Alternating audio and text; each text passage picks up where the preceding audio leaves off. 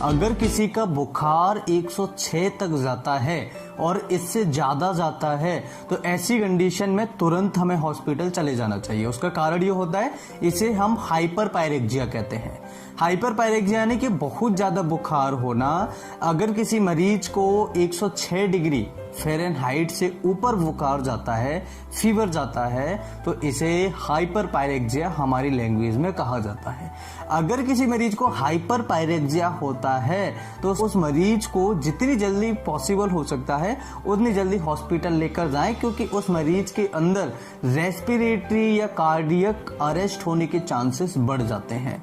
अगर मरीज को सही समय पर ट्रीटमेंट नहीं मिला तो उसे हेमरेज हो सकता है। मरीज को ब्रेन से रिलेटेड बड़ी से बड़ी समस्या देखने को मिल सकती है। मरीज कुछ ऐसा सिम्टम्स प्रोड्यूस करेगा जैसे कि मरीज कहाँ है, मैं कहाँ हूँ, मुझे क्या हो गया, मतलब पागलपन जैसा इसे हम कह सकते हैं। तो याद रखें, अगर किसी भी मरीज को 106 डिग्री बुखार होता है तो जितनी जल्दी हो सकता है उसे हॉस्पिटल लेकर जाएं। इसके कारण क्या क्या होते हैं ये हम जरूर समझ लेते हैं। सबसे पहला होता है पॉन्टाइन हेमरेज, यानी कि हमारे ब्रेन में हेमरेज हो जाए। और अगर किसी मरीज को स्पेशली पॉइंटाइन हेमरेज होता है तो ऐसी कंडीशन में उसका टेम्परेचर 106 तक जा सकता है या इससे भी ज़्यादा जा सकता है। इसके अलावा रूमेटिक फीवर, अगर किसी को रूमेटिक फीवर होता है तब भी मरीज का 106 तक फ़ारेनहाइट तक आपका टेम्परेचर जा सकता है या फिर उसको हाइपर पायरेक्जिया हो सकता है। इसके अलावा मेनिंजिकोकल इन्फेक्शन अगर किसी को होता है तब भी उस मरीज को हाइपर पायरेक्जिया हो सकता है। अगर किसी मरीज को मेनिंजिकोकल मेनिंजाइटिस होता है, यानी मेनिंजिकोकल एक इन्फेक्शन होता है, उसकी वजह से जो हमारे ब्रेन की, हमारे दिमाग की कवरिंग होती है उसमें अगर सूजन आती है तब भी मरीज को हाइपर पायरेक्जिया हो सकता है।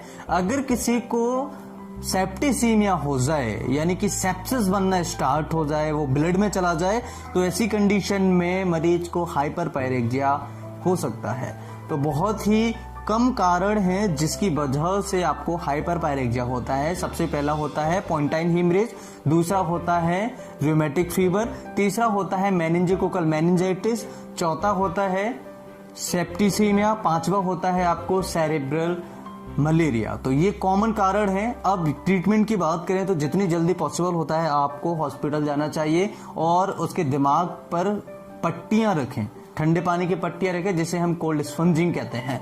तो आप पूरे शरीर पर भी कोल्ड स्पंजिंग करा सकते हैं, लेकिन दिमाग पर पट्टी रखना बहुत ज्यादा जरूरी है। और घर पर ऐसे मरीज को बिल्कुल भी कोई किसी प्रकार की दवाई न दें, जितनी हो सकता है उतनी जल्दी हॉस्पिटल लेके जाएं। मैं उम्मीद करता हूं आज का वीडियो बहुत ज्यादा महत्वपूर्ण होगा। वीडियो अच्छा लगे तो शेयर करें, अपने दोस्तों के साथ जरूर से जरूर शेयर करें, क्योंकि ये जानकारी होना बहुत आवश्यक है और बहुत ही महत्वपूर्ण ये जानकारी है। मैं फिर मिलता हूं इसी तरीके से नई वीडियो में, तब तक के लिए अपना प्यार देते रहिए। नमस्कार, जय हिंद।